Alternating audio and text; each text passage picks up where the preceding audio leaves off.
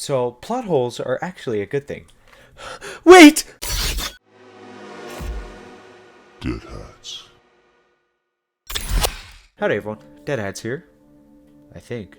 And today we are going to be talking about one of the oldest YouTube web series that still stands to this day as a high quality web series that you should definitely check out, by the way. And it is going to be by the name of nothroughroad. This web series actually is pretty old. It still stands to this day as quality, and it was created all the way back in 2009. The account posting it is going to be Adrian Cole 3. Adrian Cole 3's first video was created all the way back August 26, 2008.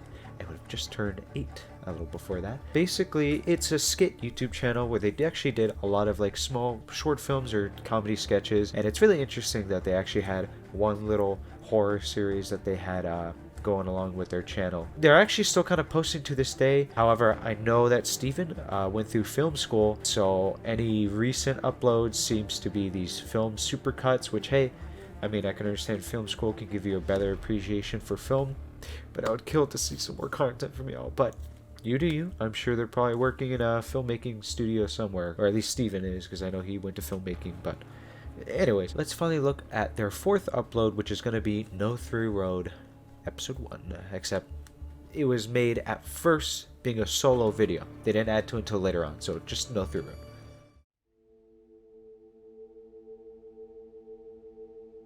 So nothroughroad is the video with the most views, and it is quite the classic. It starts off with the MI5 logo and then a bit of exposition. In this we see that 4 17-year-olds disappeared on September 15th, 2008. Their bodies being found at Broomhall Farm, which is 10 miles south of Stevenage, where their families initially reported them missing. So all of them are from Stevenage, along with the car that was being driven. The farm itself seemed to have been abandoned, showing some signs of life. The video about a sea is actually from a camcorder that was found at the scene. Initially, we're introduced to Steven. He's going to be the cameraman of nothroughroad 1, and he's just kind of in a car chilling with his friends on his way back because he has work the next day at 8 a.m. So they're probably coming out from a bit of a day of partying or something. They all seem riled up, cracking jokes at each other. We notice right away that the video itself seems to be corrupted in some sort of way. It's showing flashes of other videos that are probably also on the same memory file being used to record the one being shot, and we also, you know, just kind of see general distortion like that throughout the video. So first, the boys come up across nothroughroad. I'm going to be referencing this place a lot because it comes up a lot in the series. Basically, it's underpass this little bridge, and it looks really freaking creepy at night. And, you know, nothroughroad, so obviously they back up and keep going down the road. As they're driving away, the driver then starts blinking his lights on the headlights, you know, just kind of scaring his friends a little bit by making them seem like they're driving in the darkness. And then in which someone comments this. What about this? Do it again! Turn it back on. Do it again! There's like a bloke in the middle of the road. Oh, no. Stop saying that because it will actually happen. And I want you to remember this tidbit because it actually does come up later. But for now, let's keep going. So eventually they keep driving until they get to the sign, left going to Bennington and then right going to Watton. Let me pull up where exactly this is. So if you actually look at the maps here, you can actually see where nothroughroad is. Stevenage is going to be right over here in comparison to Bennington. And nothroughroad is actually located in Watton on Stone, I believe is what it looks like. Yeah. And so we can assume since they're found at the nothroughroad, the bodies are found all the way at Watton, and they would need to have to go to Bennington in order to make their way to Stevenage. So it makes sense why they would turn to Bennington. Back to the video. The GPS seems non-functional and their phones doesn't seem to work during the drive. And while they're discussing it, we actually learned that the driver of this vehicle's name is Polly. I hope I'm pronouncing it right. That's what it sounds like they're saying, but I could be mistaken because I know some British names are kind of spelled different. That's just what I heard, so I'm going to call him Polly. And let me just take a stop right here and comment that the acting is phenomenal so far. All the dialogue that happens in the car and they're talking to each other seems very natural. It doesn't feel forced in any way. It feels like an actual conversation that a bunch of friends would be having. So let me just give the props out right there. Excellent acting so far. At one point, they spot a dead rabbit on the road, and interestingly enough, this rabbit's body is preserved, like it looks like a fresh kill, even though it's on the road, so you'd think it'd be roadkill, but it's just dead. Eventually, they stop for what I think is a stretch or a piss break, and when Steven walks out of the car, he starts bugging out. He's acting really strange. And he then runs to the car saying that he saw a man in the mask and quickly they drive off. Also of note, after it seems every couple hours, or every like hour that they drive down the road to Bennington, they come back across the sign to Bennington as if they're going in a loop. Although they do argue, there's a scene with a huge argument where Steve is freaking out because he's like, we've been going straight the whole time, how can we end up back at this sign between Bennington and Wadden? While some of his friends are arguing, hey, maybe it's just curved, we've been going in a big circle, next time let's just go the other way. And so that's what they do around the third time around. They decide to finally just take even if it's longer, they take a right towards Wadden, and before they know it, they're free. You know, spirits are back up, they're happy, they see lights again, they see other cars, and you know, since spirits are high, everyone's already chilled out. Polly starts playing with the lights again, flipping them on and off, and then eventually, when he turns them back on, they've arrived back at No Through Road. Upon this arrival, they're all shocked, of course. They're like, how the hell did we get here? And as they try to turn the car back on, it's not functioning. And then the lights go back out. And then when they come on, you see this. Oh, for fuck's sake.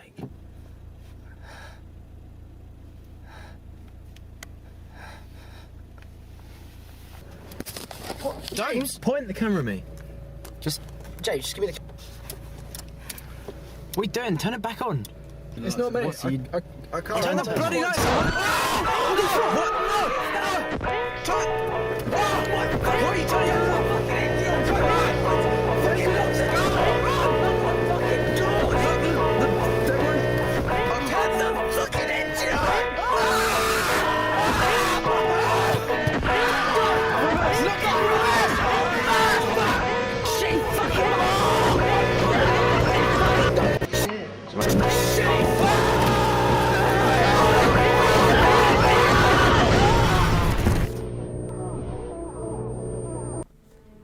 Slowly, everything is falling apart. People are dragged out of the car.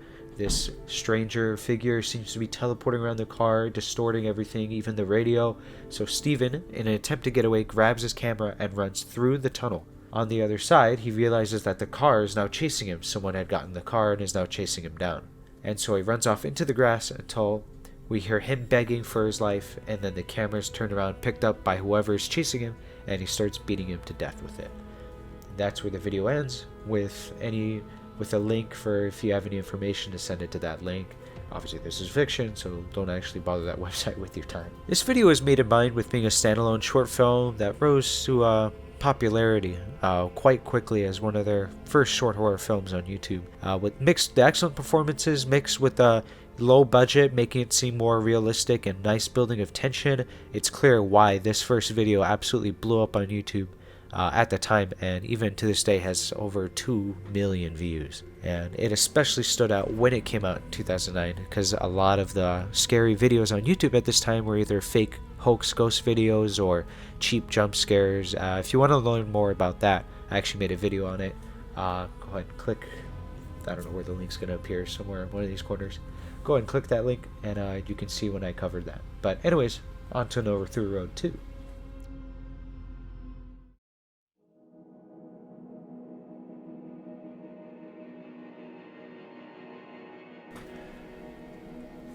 So No Through Road 2 takes a bit slower, more somber approach to it. It's 3 years after the fact as of upload, and since we're going with real time here, it's 3 years in that universe. And we are met with James and Dave. James actually being one of the sole survivors of the incident. And I know this confuses the timeline because on the report of the first video there were 4 bodies found. I'm guessing James just turned up after that video was posted, so 4 kids were missing, one of them turned up.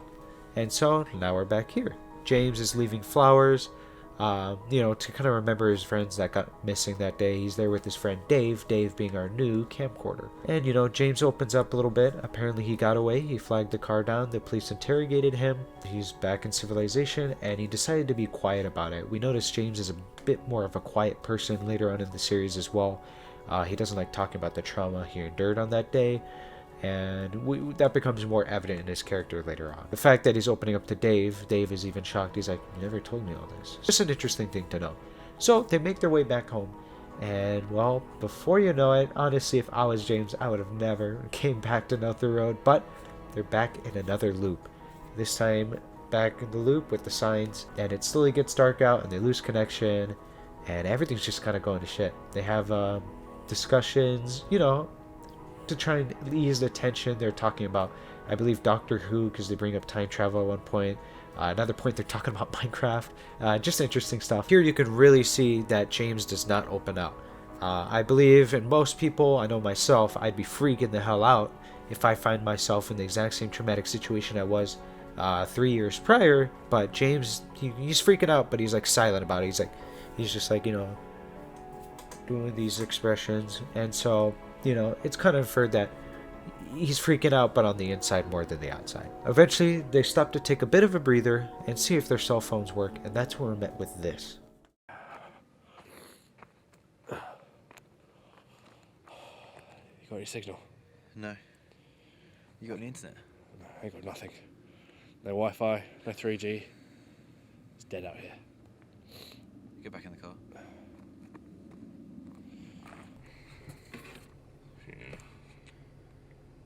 Yeah, the email's connecting sometimes on my phone, but it's not very consistent. No?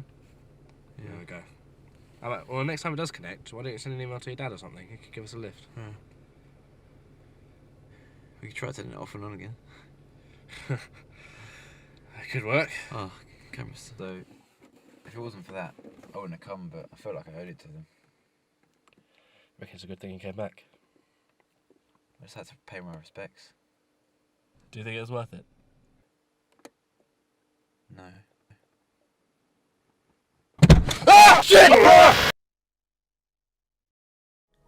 And who is this blood-covered individual that popped up on their car? Well, it's Steven. And interestingly enough, Steven is somehow alive and at the same time covered in blood. And he only seems to remember that incident, as if the past 3 years never happened and he was just running away from the incident. He made it out somehow.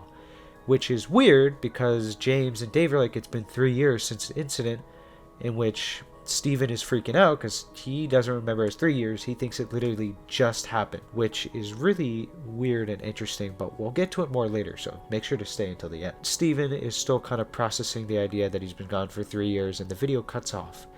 We find out that this is a different camcorder, and we just simply watched the first video with it. The second video actually is kind of distorted and damaged, and they're working on fixing it. This installment is just as puzzling as the first, and although there's not as much of a grand payoff like the first No Through Road video, this one goes at a much slower pace, kind of setting up the atmosphere and doing a little bit of world building.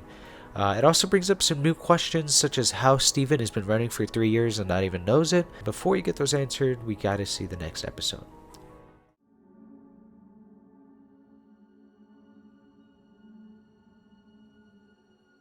No Through Road 3 is a very short episode compared to the others. The others are at least like 6 minutes long each, whereas No Through Road 3 is only like 2 minutes, I believe. The episode begins with a notice that this is the fixed video that they found with the camcorder.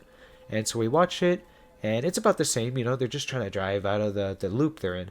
And then James gets a phone call. We can't actually hear what's being said. To us, it almost sounds like static, but James, you know, the people in the car are like, okay, what did the phone say? And James is like, it was a withheld number. They didn't say anything. Nothing was said. Which is really weird that they would put this in, a phone call, a seeming glimmer of hope, just for it to be nothing. I think it does play a bigger importance, but like I said, I'll get to that later. Now, while still trying to escape, this occurs.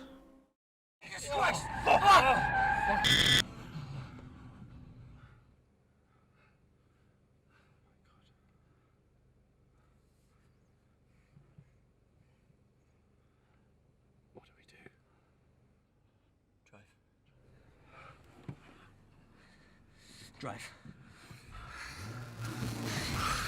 Go, go, go, go, go! Go!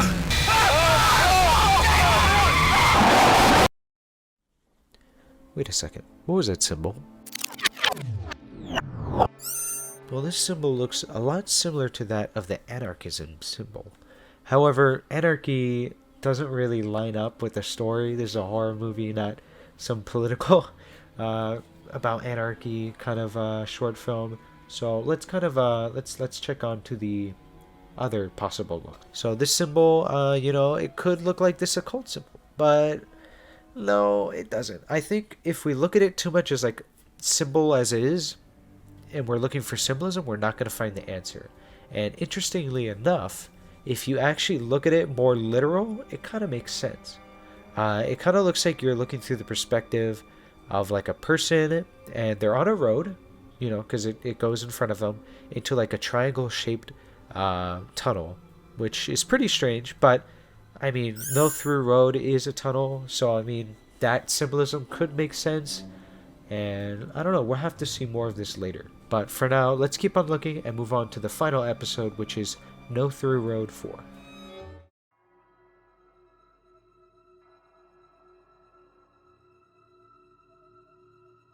We actually find out that No Through Road 4 is actually the latter half of that damaged tape. I guess they were able to fix a part of it and just release that while they could, in case the tape was taken back before they could release the rest. As we do know, these last tapes are released without the consent. And we know that the boys have teleported back to No Through Road, and now they find themselves with their vehicle unable to start. And so instead of walking back through the tunnel and going through that road loop on foot, they decide to go in and check out a small shed on the property behind the No Through Road, the Brimhill Farm. Inside the shed, they actually find a lot of occult-like symbols mixed with some text that is extremely hard to read, but I did manage to get a picture of some of the more legible ones, and here's what they say. I think this one says, "Go here." This one says, "When I win." That one says, "Time for a crunchy," and that says, "Like a prison." And if you actually compare that, it actually lines up and is lines said from the first No Through Road. Doesn't actually take many, except I can't move to the left. Just wait till we're in the building. Jesus! It's like a prison. It's a plan. Along with the occult symbols and, you know, the weird text from the first No Through Road video, we also find a several amount of candles and masks. These masks looking very similar to the stranger we saw in No Through Road 1 and No Through Road 3. We do know that James decided to pocket one of the masks, and they leave, and Steven is a bit confused as to why stuff they said in the car is on the walls, in which Dave remarks that, oh, the stranger, or they, he just says, because they don't have a name for it in universe. I found out later on that most people call him the No-Face Man, but I already called him the stranger, so I'm sticking with stranger. That makes a little bit of sense because the music they use whenever he appears is a song from the Strangers, so stranger it is that what I'm gonna keep going. They go back to the No Through Road tunnel, and they find that the stranger is standing in the archway. The stranger with, you know, the cloak and the hat. Boom, the lights turn on, and we realize that they have somehow traveled back in time to the events of No Through Road 1 on the other side of the tunnel. Realizing this, James suddenly dons the mask and says he has no choice and has to run. What he went to do? No clue. Well, I have some ideas, but we'll get to it later. So James runs off with the mask, donning it and running away, leaving just Steven and Dave. And so, in the moment, we are now at the part in No Through Road 1 where Steven is now on their side, and the car followed him to the other side of the No Through Road. Steven, having this bright idea, he's going to don the mask and try and save himself. The reason he puts on the mask is so that way if the stranger sees him, he won't notice or recognize him, and he probably won't stop him. So he goes off to chase after his past self. The stranger even sees this, but once he sees that present Steven is wearing the mask, he decides to walk away and leave him alone. Dave makes his way to the two Stevens. Present Steven knocks out past Steven and tries to drag him to the car, maybe in an attempt to save him. Probably didn't hit him that hard because past Steven actually wakes up and they get in a bit of a tussle. And past Steven picks up the camera and beats present Steven to death with it. Meaning that the events we saw in No Through Road 1, where Steven's being beat with the camera, that is not the same Steven we saw previously. That's actually new Steven being beaten to death by the past Steven in No Through Road 1. If it's confusing, I'm going to explain it a bit more later. After this, Dave kind of asks like, yo, Steven, are you good? And Steven almost looks like he's in a trance or he's too freaked out because literally he just went through this already traumatic event. He's on the run, so his adrenaline's pumping, and he just beat himself to death. He runs out of there. He literally dips. That dude's out. David is left with the stranger, and the video cuts off. I can assume he probably died. Finally, we're at the end, and to this day, No Through Road incident remains unsolved.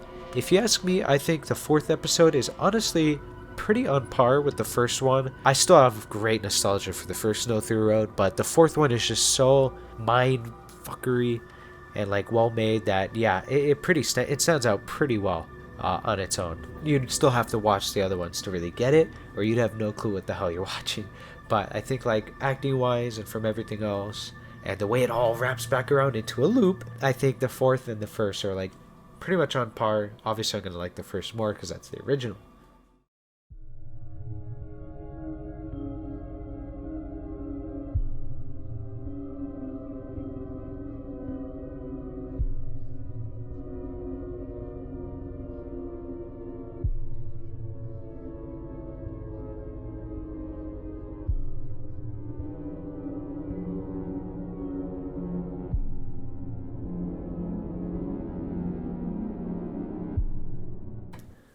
Analysis and theories. I have quite a bit to say about this, but let's get to it. So let's take a look back at the sequences now that we have all the pieces and try and put it together. So let's go back to 1. So we're back with the No Through Road 1 gang, and it's Steven, James, Polly, and some other bloke.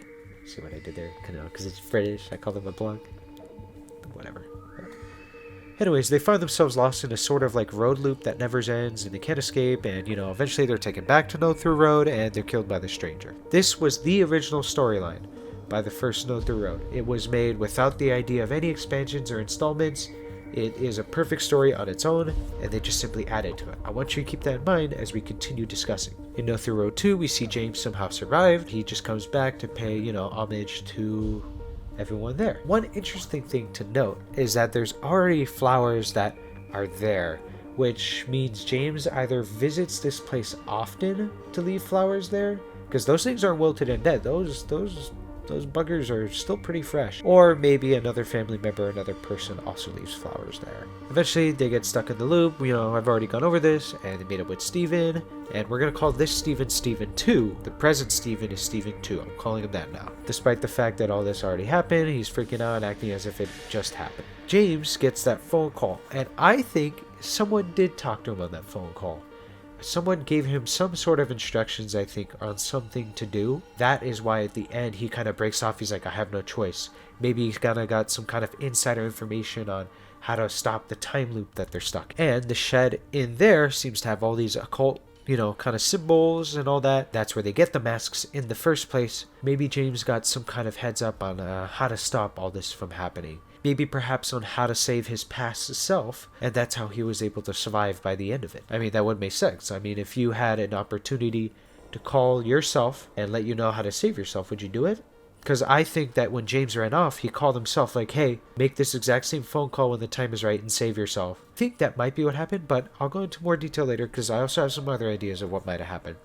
Steven has a similar idea. He tries to save himself, but he does it so poorly that he ends up killing himself. Steven 1 kills Steven 2 in Steven 2's attempt to save Steven 1 because Steven 2 has the mask, and so Steven 1 thinks he's the stranger. And what happened to Dave and James 2 after he saved James 1? Maybe the stranger killed him. We know the stranger got to Dave by the end of No Through Road 4, but then wouldn't that leave 5 bodies instead of the 4? And if they found bodies, how could James have come back if they found James's body? Well, what's interesting is I think maybe James didn't die. Because look, if we have Dave, the 4th passenger, Polly, and now Steven 2's body, how would James fit in that if he survived, you know? But then who is a 5th person? That would mean that both Jameses had to survive. And maybe James 2 somehow figured out how to master this time travel kind of loop to warn himself in the past and stop himself from trying to go through this No Through Road again. I mean, we saw the symbol appear after No Through Road 3, and we see the symbols in the room. Is it maybe that these symbols are some kind of way to transport around time or try and get himself to break the loop? Let's kind of look at the strangers. We see in No Through Road that the stranger, he dons a hat, and, you know, he has like a kind of detective trench coat. If we look at the No Through Road guy in No Through Road 1, he actually has jeans and like a kind of like a hoodie on him. And who else is wearing a hoodie and jeans? Steven and James. So this does leave a possibility that maybe Steven 1, after killing Steven 2, tried to stop himself before he went back, But I don't think that makes sense, because then wouldn't he have memory of that when he ran into the present day Dave and James? So I think it was more likely there was James too, in the black trench coat and the jeans, going in the past to stop himself. But then kind of have to look at what he was wearing. In No Through Road 2, he's wearing like kind of jeans, but also cargo pants, but these jeans look way different than the one the stranger's wearing. That's why we kind of see these two strangers, one with the detective kind of uniform, that's the evil one, I'm guessing, that caused it, and the other one is maybe James trying to stop himself from starting the loop over. But then how come in No Through 1 he has a knife and he's coming towards the car? And we can't say that was him trying to stop himself. Why would he have a knife with him? And on another note, how come the No Through Road stranger that we see here looks vastly different than the one we see here? Okay, so there's two strangers, you know. One is the trenchcoat stranger that looks like a detective. One is the gray hoodie. And wait, what? Why does this stranger have a black coat and this one have a gray hoodie? Wait a second, why is the figure from No Through Road 4 suddenly the entire No Through Road 1 stranger wasn't even wearing? When did that switch happen? Did I miss something? Let me go back. No, he's wearing the jeans, no hat, and a black trench coat. Then why is this one wearing the detective trench coat and the hat? If that's the case, why is this stranger wearing a gray hoodie? Wait, is there a third stranger? Wait, let me go back. Trench coat. I am too smart to get caught this time. It doesn't make sense. Some parts of the loop match together perfectly, but other parts, they just don't make sense. They don't match up. Despite my best efforts, could it not be solvable because the creator had simply overlooked some plot details he forgot? Had some mismanaged clothing wardrobe changes? Was there maybe like a writing error? Well, the answer to that is actually no. Let me get you some context. While doing my research, I found an article that actually interviews Steven. And yes, the main character is Steven, but Steven is also the maker of the YouTube channel. His real life name is Steven Chamberlain, which is pretty interesting, I think. And don't worry, I read the interview after I kind of typed most of this up, so all these theories are my own. I purposely, whenever I make theories, I purposely make them my own. I don't watch any other videos covering it. I don't want my theories to just be their theories rehashed. I want to come up with it on my own. When I kind of got to that stopping point, I kind of knew, okay, I maybe need a little bit of help to see if someone figured this out. And that's when I found this interview. In it, basically, No Through Road 1 was written and made by 17-year-old Steven Chamberlain. And it was just simply a cool video he wanted to make with his friends. You know, you got your friends, you got a cool shooting location you keep passing by, and you got a camcorder. Let's make something. I find that super inspiring because that's kind of similar to my Peaceful Watcher. I mean, I know I definitely did take some inspiration from No Through Road as far as Peaceful Watcher is concerned, but yeah, just kind of neat, you know? If you want to be good on YouTube, all you need is a camera and some friends. This entire short series is based off a one-off short film. And if you've never written before, then just know that adding to something that is already completed, like a completed story, even if it's something as simple as the first episode, can still lead to some plot holes and other inconsistencies. It can be difficult to add to something that's already finished. I mean, just look at Disney when they keep trying to add to Star Wars and messing it up. But in this little article, I was able to read that these plot holes and inconsistencies aren't a mistake on Steven's part. They're left there on purpose. He himself is, you know, kind of holding in the answers of what really happened. It's so that the viewers can come up with their own interpretations of the video, find, you know, their own answers to the mysteries, as it keeps this loop of discussion, you know, theories on top of theories on top of theories. I mean, it's made to be unsolvable. You're not supposed to be able to figure this out with a logical conclusion. It's crafted that way on purpose. And we see this in actually a lot of stories these days. I mean, imagine how many franchises would be boring or left to rot if all the answers were given. Like, imagine one day if Scott Cawthon decided to fully explain all the mysteries of FNAF, and that would just ruin the entire series. You know, no more theories, you know, no more unanswered questions, and all you're left with is just a decent horror game series that kind of has a cool concept. And it seems No Through Road has a similar mindset. If a lot is left open to interpretation or for theories, then there's no full explanation of what is happening. And that's why I titled the video No Through Road Analysis rather than No Through Road Explanation, as you can't really solve or explain the series. Hell, even the in-universe MI5, who probably has more information than the people viewing the videos on the internet, have yet to solve what happened that day on the No Through Road. And it's simply because it's not supposed to be solvable. No Through Road is a series that is entertaining all the way through. Even during the slow parts, we still get opportunities to learn more about the characters, but one thing is left constant through all 4 installments, and that is they keep adding more mysteries and more unsolvable things. This isn't actually done out of neglect or forgetfulness, but it's with the intent to let the viewers come to their own conclusions. And that's why, combined with the acting and performances given by his friends, it gives this kind of constant feed, this constant need to revisit it year after year to try and see if you can solve it. And that's why the series has had so much longevity, more than a lot of other, horror short films that came around that time. Imagine how many other people attempted to make their own horror short film that just is nowhere near the notoriety of No Through Road. That's because it wasn't only excellently made, but it was designed to be that way. If you haven't watched No Through Road, I would really suggest checking it out. There's only so much me sitting here on this desk can really do explaining it to you. It's a lot different to actually watch it than to watch someone talk about it. So I'll leave a link in the description to his channel and you can find the videos there. And as for me, I'm going to take a break. This is DeadHatz signing off. So, plot holes aren't actually a good thing, but perfectly placed inconsistencies are. So, plot holes are actually a good thing. Wait!